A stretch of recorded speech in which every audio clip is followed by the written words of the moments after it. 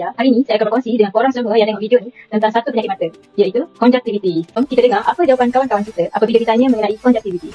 Jom. Tahu, konjaktivitis ni adalah mata merah akibat peradangan pada bahagian dalam kelopak mata. Bila dah makan tu nanti mata akan mula jadi katal dan membuatkan saya garu mata saya sampailah merah. Pasti untuk kontak lens ni sebab saya tak pakai kontak lens ataupun saya tak pakai cermin mata, saya tak berapa pasti dia boleh menyumbang ataupun tak, tapi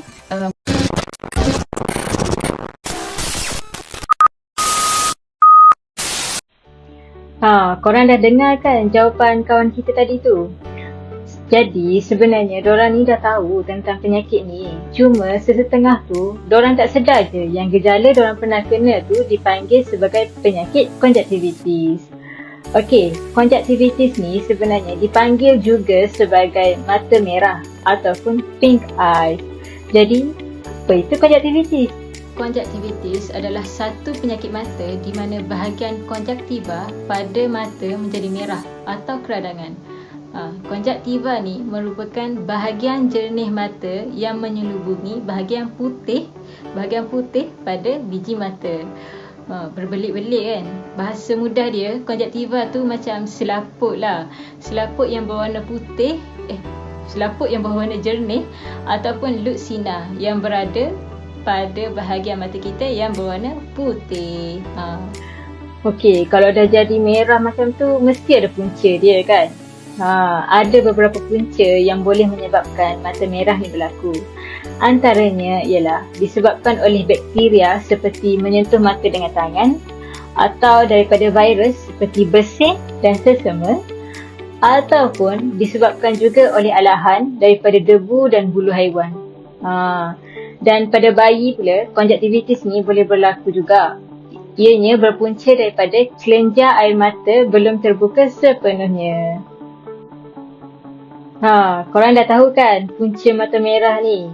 Okey, sekarang kita pergi kepada jenis-jenis konjaktivitis ni pula.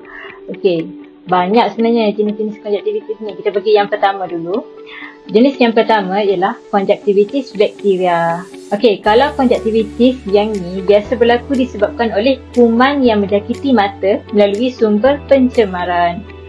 Kuman ni dia boleh merebak melalui sentuhan dengan individu yang dijangkiti seperti berkongsi tuala dan melakukan aktiviti seksual atau menyentuh mata dengan tangan yang belum dicuci.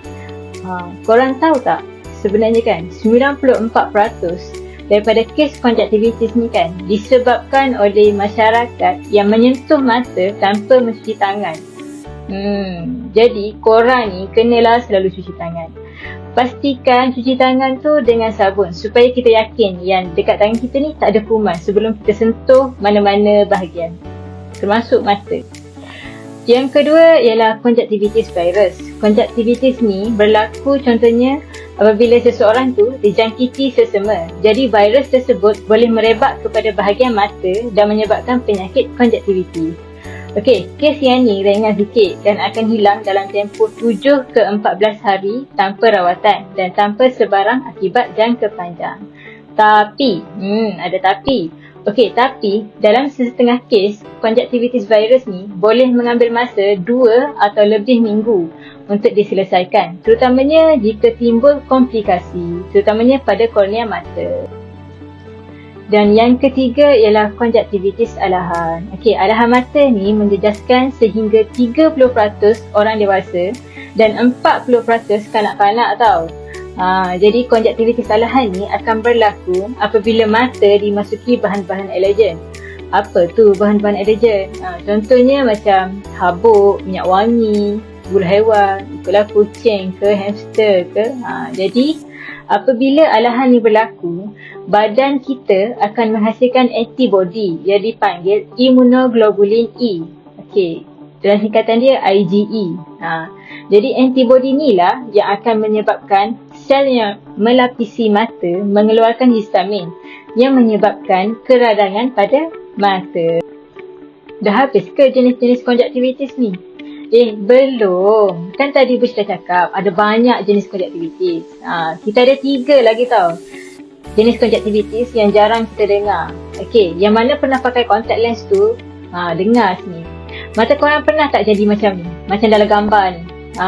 Ni merupakan sejenis sakit mata yang dipanggil Giant Papillary Conjunctivitis atau GPC, di mana terdapat jangkitan kuman yang disebabkan oleh penggunaan contact lens buat masa yang lama ataupun biji mata palsu. Kes ni boleh berlaku kerana sistem imun akan menganggap bahan-bahan ni, bahan-bahan ni merujuk kepada contact lens tu lah. Bahan-bahan ni sebagai bahan asing pada badan. Jadi sistem imun bila dia menganggap bahan tu sebagai bahan asing, dia akan mencetuskan proses keradangan pada mata. Jadi menyebabkan pembentukan benjolan kecil pada bahagian bawah kelopak mata. Seterusnya ialah chlamydial and gonococcal conjunctivitis.